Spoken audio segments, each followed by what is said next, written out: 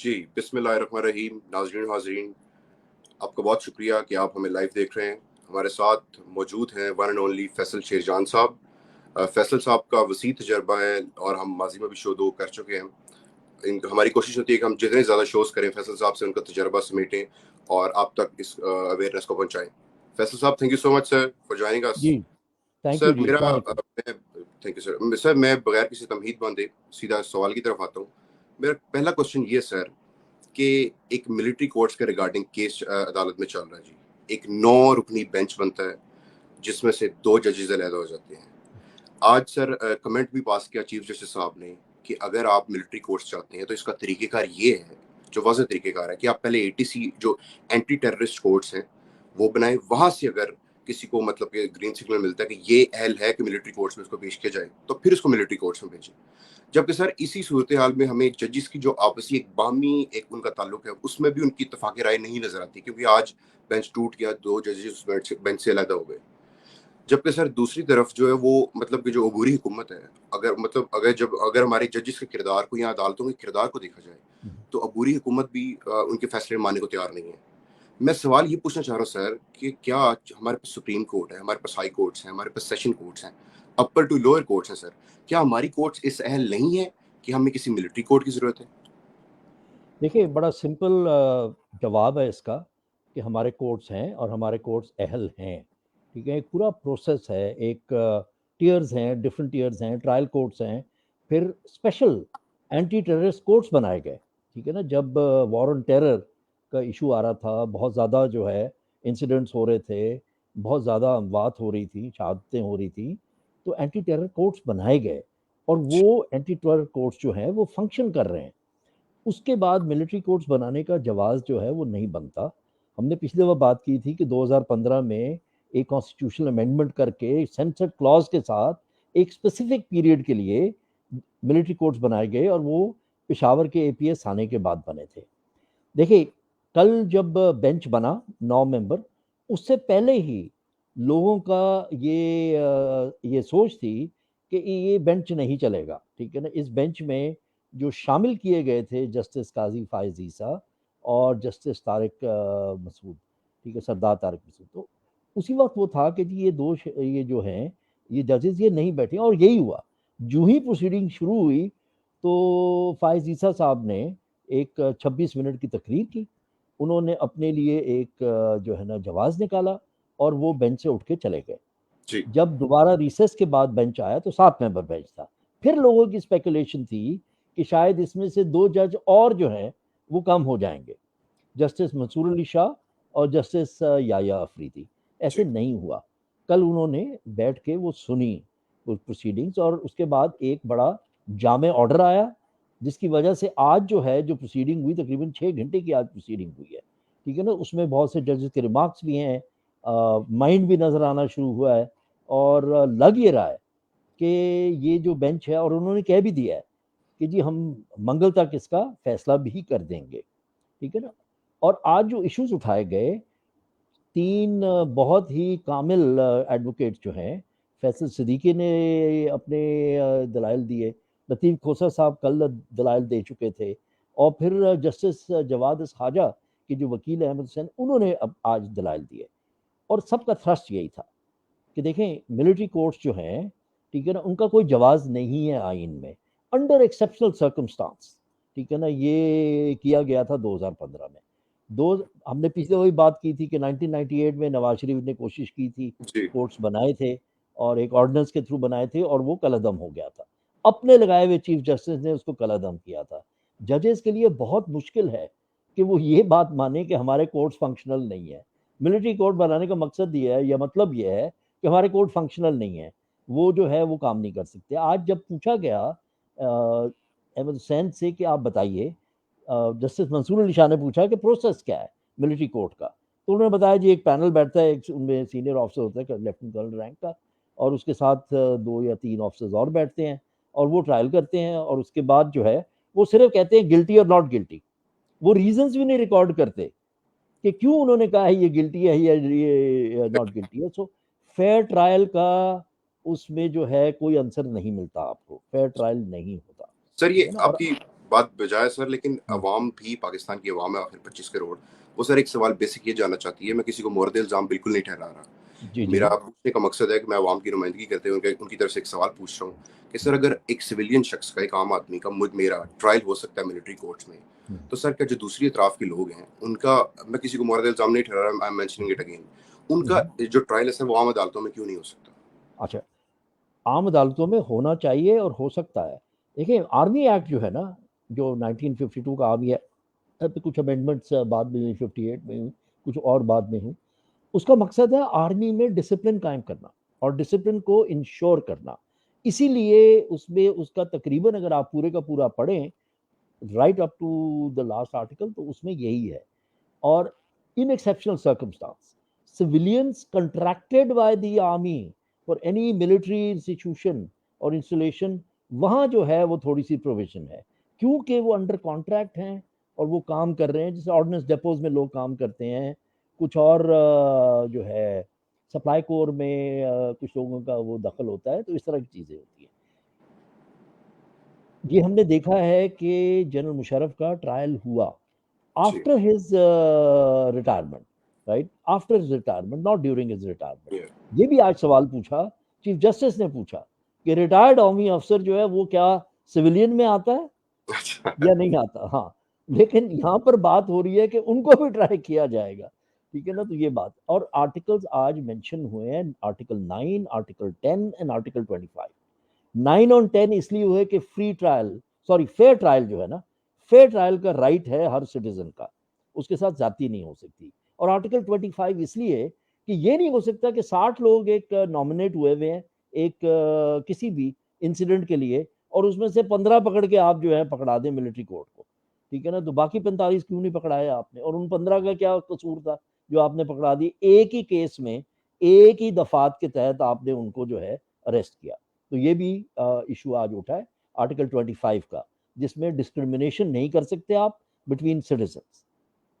Very well sir, second question मेरा ये आपसे कि सर हमारा जो वजीर खारजा है पाकिस्तान का, वो आए रोज यूएसए गया होता है और हमें ये बार बार एक बीन बजा के, जिस तरह बीन बजाई जाती है सांप के आगे, उस तरह बताया जाता है भैंस के आगे, उस तरह बताया जाता है कि जी जो पीपल्स पार्टी है उसके डेमोक्रेट से ताल्लुकात बहुत अच्छे हैं जी, वो इनकी बहुत सुनते हैं जी। हमारे वजीर खारजा साहब आए रोज अमेरिका गए होते हैं, जैसे अमेरिका लाड़काना के साथ किसी जिले का नाम है। सर ऐसी सूरत हाल में जब इतने बुबांगो दोहल, इतने डंके की चोट पे ऐसे दावे किए जाते हैं बुलंदो बांग कि इनके ताल्लुकात बहुत अच्छे हैं, मोदी इस टाइम सर, जो नरेंद्र मोदी है प्राइम मिनिस्टर ऑफ इंडिया, वो इस टाइम यूएसए में मौजूद है, और सर वो वहाँ उसकी मौजूदगी जो है उसमें एक मुश्तरका एलामिया जारी होता है इंडिया जी। और यूएसए की तरफ से। खान साहब ने भी ट्वीट मेंशन किया, हम्म, उसमें सर महज पाकिस्तान का किरदार जो है वो ये दिखाया गया है कि पाकिस्तान सरहद पार जो है वो दहशतगर्दी को हवा दे रहा है।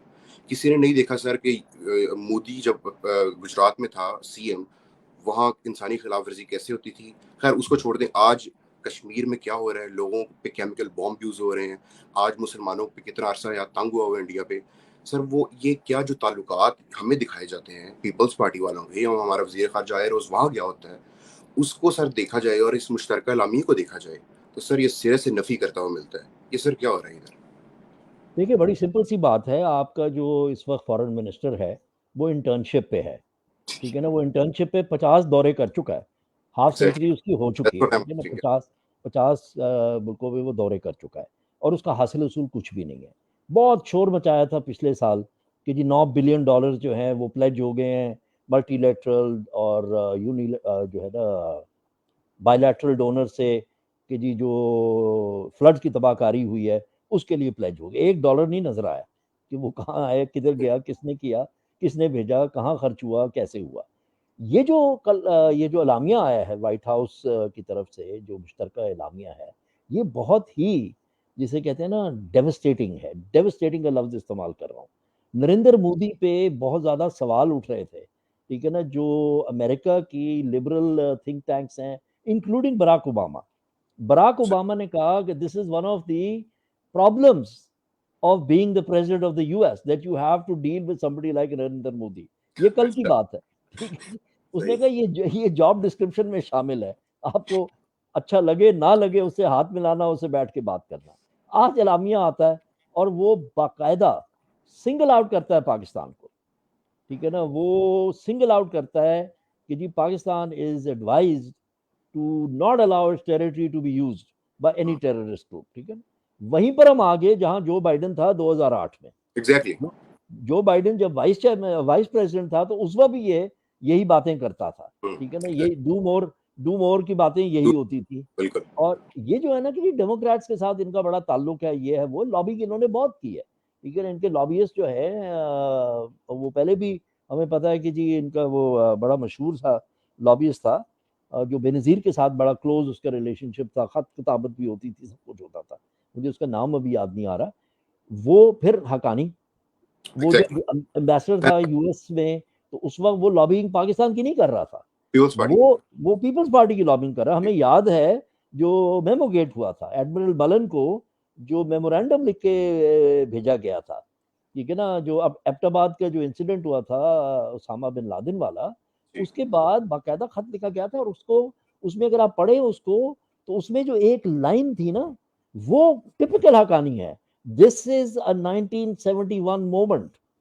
बेसिकली वो ये कह रहा था कि जो हालात थे पाकिस्तान आर्मी के 1971 में वन में आफ्टर एग्जैक्टली। 16 दिसंबर, ठीक है जी ना, जी। ये जो हुआ इंसिडेंट एबटाबाद का मई 2010 में हुआ था, ये वो मोमेंट है कि जब आप वीकन कर सकते हैं, और वो चाहते थे कि वे वीकन हो। ठीक है ना, तो ये क्लियर वो है। पॉलिसी, फॉरेन पॉलिसी की कोई डायरेक्शन नहीं है, देयर इज नो डायरेक्शन। अगर आप देखिए, compare it with Imran Khan, with in 3 months of Imran Khan taking office, he had got the Muslim world to support Pakistan economically.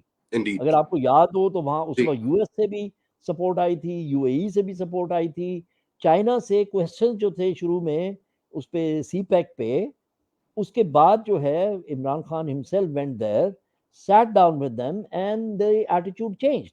और उसके बाद सीपैक में जो है बहुत जान पड़ी थी। ठीक है ना, अब exactly. CPEC is dead, CPEC is dead on one side. The US doesn't want to talk to you. The US thinks you're a rogue state. They're saying कि जी बाज आ जाए, इंसान बन जाए। The Muslim world does not want to support you. आपने पूरा जोर लगा दिया, कभी आम लेके जा रहे हैं, कभी कुछ और लेके जा रहे हैं, कभी मैंगो दाम डेमोक्रेसी। की बात। हाँ, वो मैंगो डिप्लोमेसी, बिकॉज अकल तो है नहीं ना, सिर्फ बिल्कुल। एक क्रेट ऑफ मैंगोज ही है। तो ये, तो देर इज नो डायरेक्शन। ठीक है ना, वो तारिक फातमी साहब का हमें याद है, वो जो इंसिडेंट हुआ था सिरल अलमेडा वाला, जी तो जी। उनकी तो टोटल फॉरेन पॉलिसी की सोच वहाँ है। और उसको आज जवाब मिल गया तारिक फातमी को। ठीक है ना, जब ये एलामिया आया कि आपको क्या समझा जाता है और आपके बारे में क्या सोचा जाता है। ठीक है ना, तो उस हिसाब से उसको देखना चाहिए। इनके पास कोई प्लान नहीं है, कोई डायरेक्शन नहीं है, ना फाइनेंस की, ना पाकिस्तान की इकोनॉमी की, ना इनको ये पता है कि जी हमने फॉरेन डिप्लोमेसी क्या करनी है, हमने अलाइनमेंट करनी है नहीं करनी है, किसके साथ करनी है, रीजनल पॉलिटिक्स में हमारा क्या रोल होगा। ठीक है ना, वो सारी बात सिर्फ बातें कर रहे हैं। ठीक है ना, वो जरदारी ने भी कह दिया कि जी मैं ईरान से अब गैस ले आऊंगा और $100 बिलियन के मैं रिजर्व बना दूंगा, और 14 साल में जेल में रहा, मैंने किताबें पढ़ी। आज उसका था कि जी मैं रीजनल पॉलिटिक्स को, रीजनल ट्रेड को बहुत अच्छी तरह समझता हूँ। तो भाई 1 साल से क्या कर रहे थे, ये भी बता दो। 16 महीने हो गए तकरीबन। ठीक सर है ना, तो वैसे वो ये बता दो। सर वैसे कथा करें माफी, सारा जो इनका एक बयानिया था इस पे कि जी, इनके बहुत अच्छे ताल्लुकात हैं, इन्होंने पता नहीं कौन सा पहाड़ गिरा दिया है, पता नहीं इन्होंने क्या क्या किया। सर ये एक छोटे से एलामिये ने, मुश्तरका एलामिये ने इनका सब कुछ जो है सर उसमें इनके बारे में से हवा निकाल दी, इनको बुरे तरीके से एक्सपोज कर दिया। इनके साथ 15 महीने में यही होता रहा है, बिकॉज रियलिटी नहीं है ना। ये सिर्फ आए हैं एक वक्त, एक मकसद के लिए, कि अपने जो है ना, जो गुनाह हैं उसको खुद ही धो डालें। ठीक है ना, 1100 अरब रुपया, 1100 अरब रुपया हड़प हुआ है इस NRO 2 के इसमें। ये एक सिर्फ इनकी एक अचीवमेंट हुई है पूरे 15 महीनों में, और वो सिर्फ अपने लिए है कि अपने केसेस खत्म कर दिए। और ये ब्लेम मनी करते थे लॉन्ड्रिंग। को कि उसने पाकिस्तान को तनहा कर दिया जी दुनिया के सामने। पाकिस्तान तनहा नहीं था। You just have to go back into the media archives to see कि यस। पाकिस्तान तनहा नहीं था। wherever Imran Khan went, he overwhelmed people that he met, whether it was Putin, whether it was Trump, whether it was Mohammed bin Salman। ठीक है ना, whether Mahathir Mohamad के साथ तो बहुत अच्छी उनकी रिलेशनशिप रही है। और महातिर साहब ने रिसेंटली जो है वो मैसेज भी दिया, उन्होंने एक स्टेटमेंट भी दिया है, that I want you to persevere and to win and I believe you will। ठीक है ना, तो Mahathir Mohamad is not a small person with in the Muslim world. ये क्या बातें करते हैं, ठीक है ना। इनको सिर्फ जो है ना वो देखने की जरूरत है, आईना दिखाने की जरूरत है इनको।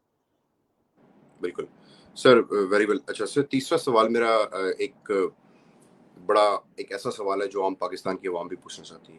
एक ऐसी पार्टी सर जो पाकिस्तान की मकबूल तरीन जमात है, जिसका लीडर जो है वो एक ऐसा सिंबल बन चुका है, सिंबल ऑफ मतलब डेमोक्रेसी बन चुका है, सिंबल ऑफ रेवोल्यूशन बन चुका है, उसको पाकिस्तान की आवाम जज्बाती हद तक चाहती है। लोग यहाँ तक कहते हैं कि इमरान खान के बगैर कोई पार्टी नहीं, पार्टी ही इमरान खान, और इमरान खान ही पार्टी है।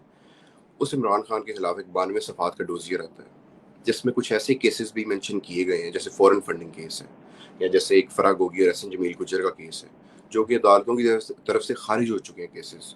उसमें वो 92 सफ़ात के डोजियर में मैंशनड है।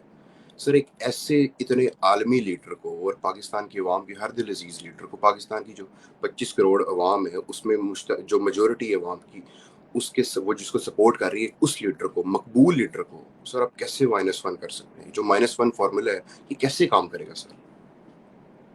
देखिए, ये जो डोसियर इन्होंने बनाया है सो कॉल्ड 92 पेजेस का, इसमें क्या है? इसमें झूठ के अलावा कुछ भी नहीं है। एग्जैक्टली। इसी इनको ये अभी तक समझ नहीं आई, ये अभी तक जो है 90 की दिहाई में है और कुछ उससे भी पीछे है। ये समझते हैं कि पीटीवी का खबरनामा है, ठीक है ना। कौम जो है वो सिर्फ पीटीवी का खबरनामा देख सकती है, जो हम चाहें उस खबरनामे में चलाएं, जो हम चाहें उसमें ना चलाएं, ठीक है ना। इमरान खान का नाम नहीं चलेगा। आपने उसका नाम नहीं चलाया तो क्या उसकी मकबूलियत कम हुई? उसकी मकबूलियत बढ़ गई। उसका अपना यूट्यूब चैनल जो है वो डबल हो गया सब्सक्राइबर्स में, और उतनी तेजी से कोई चैनल आज तक नहीं बढ़ा, ठीक है ना। तो ये उसका कॉन्सिक्वेंस हुआ। देखिए, -1 का मतलब क्या है? एक शख्स एक पार्टी शुरू करता है और वो बार बार कहता है कि ये मैंने सिर्फ पार्टी नहीं शुरू की, मैंने एक जिहाद शुरू किया, एक जिद्दोजहद शुरू की, मेरा एक मिशन है। मेरा मिशन जो है प्राइम मिनिस्टर हाउस नहीं है। मेरा मिशन कभी भी प्राइम मिनिस्टर हाउस नहीं था। मैं प्राइम मिनिस्टर हाउस में ज़रूर गया और मैंने देखा जो मैं बाहर से सोच रहा था उससे बहुत ज़्यादा हालात ख़राब हैं, ठीक खराब है ना। थे। हालात बहुत ज़्यादा ख़राब हैं।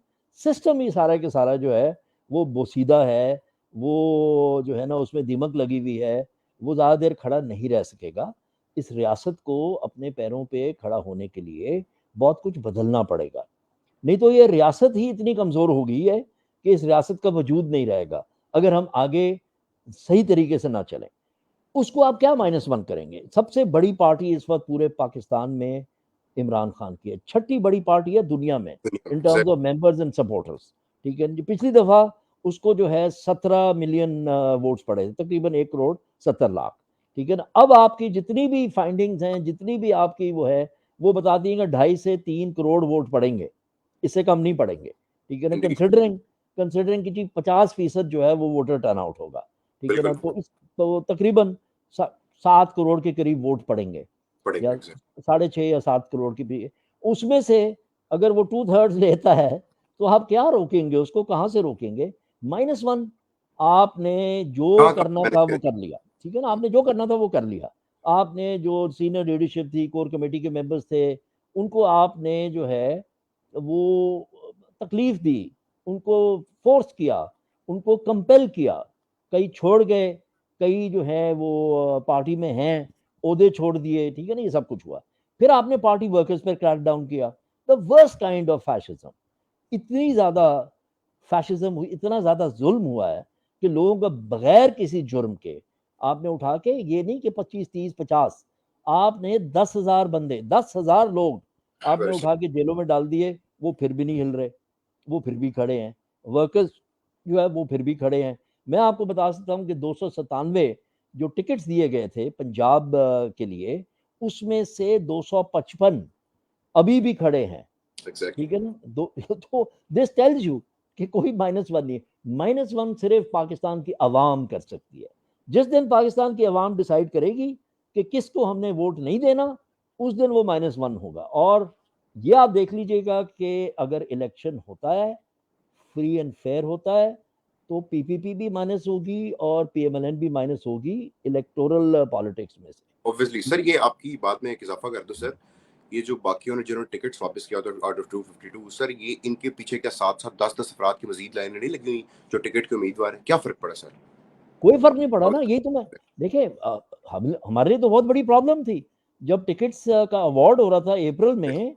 वो बहुत बड़ा इशू था, क्योंकि हर कॉन्स्टिट्यूंसी के लिए अच्छे कैंडिडेट्स थे, 5 से Yes. 7 मिनिमम अच्छे कैंडिडेट्स थे, उनमें से सिलेक्ट करना वाज नॉट इजी। ठीक है, बहुत मुश्किल। उसमें मुश्किल था।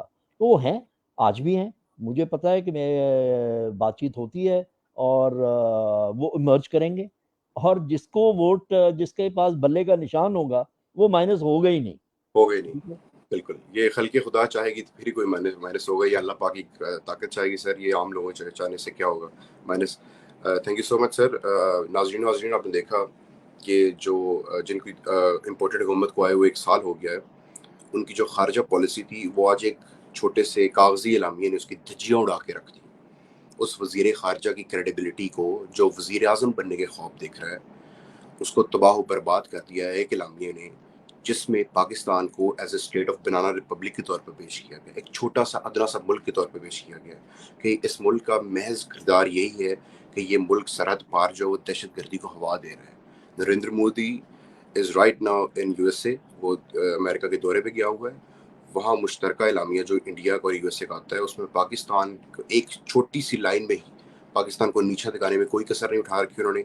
और साथ ही वो लोग उनके मुंह पे तमाचा जोरदार जो कहते थे कि इमरान खान ने पाकिस्तान को तनहा कर दिया आलमी बरादरी के सामने, उन लोगों के मुंह पे तो भी तमाचा है जो इस इम्पोर्टेड हुकूमत के सहूलतकार थे।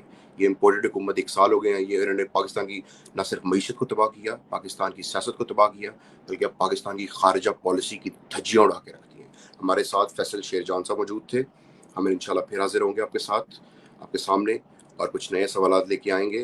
और इंशाल्लाह हमारी दुआ है कि अल्लाह पाक पाकिस्तान तहरीक इंसाफ को इस इम्तिहान में कामयाब करे, और खल्क़े खुदा की जो मंशा है, यानी कि इमरान खान खल्क़े खुदा की मंशा है, इमरान खान को दोबारा बरसर इक़्तिदार लेके आए। बहुत शुक्रिया। Thank you sir. Thank you ji.